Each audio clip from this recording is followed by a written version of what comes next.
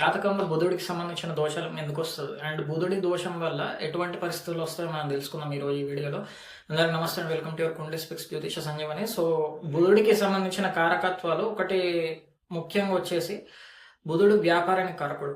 So బుధుడి వ్యాపారానికి కారకుడు అంటే వ్యాపారానికి సంబంధించిన కారకత్వం పట్ల మనం ఎట్లా ఉండాలి. సో కొంతమందికి ఏంటంటే వ్యాపారంలో చాలా మంచి స్కిల్స్ ఉంటాయి, అంటే ఈజీగా వ్యాపారం చేయగలగడం, వ్యాపారాన్ని విస్తరింపజేసుకోవడం, ఇవన్నీ కూడా వాళ్ళకి న్యాచురల్గా వచ్చేస్తూ ఉంటాయి అట్లా.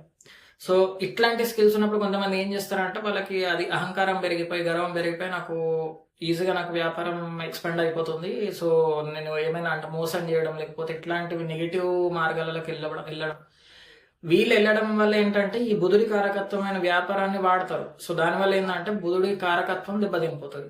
దీనివల్ల ఏంటి, మళ్ళీ ఇప్పుడు నెక్స్ట్ జన్మలో వ్యాపారం పెట్టి లక్షలు కోల్పోవడం, లాస్ అయిపోవడం, బుధుడి కారకత్వం వల్ల లాస్ అయిపోవడం, ఇట్లాంటివి దోషం వస్తుంది. నెక్స్ట్ బుధుడి కారకత్వం వచ్చేసి బుద్ధికి, ఇంటెలిజెన్స్ కి కారకుడు అండ్ రేషనల్ థింకింగ్, వీటన్నిటి కూడా బుధుడే కారకుడు.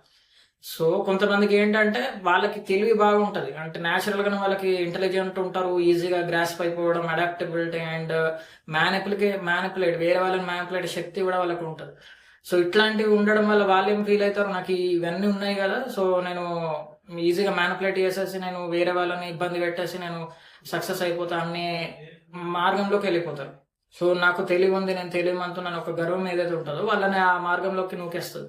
దీనివల్ల ఏంటంటే బుధుడి కారకత్వమైన తెలివిని నువ్వు రాంగ్గా ఉపయోగిస్తున్నావు. సో ఇది కూడా తప్పు.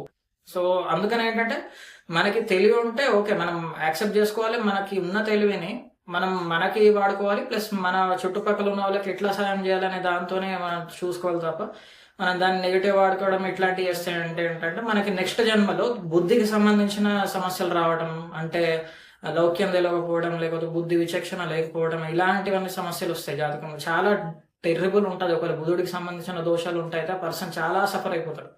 సో ఇది నెక్స్ట్ది. అండ్ తర్వాత బుధుడు సైంటిస్ట్ కి, లాయర్స్ కి, నెక్స్ట్ డాక్టర్స్ కి, ఈ ప్రొఫెషన్స్ కి అన్నిటికీ కూడా బుధుడే కారకుడు.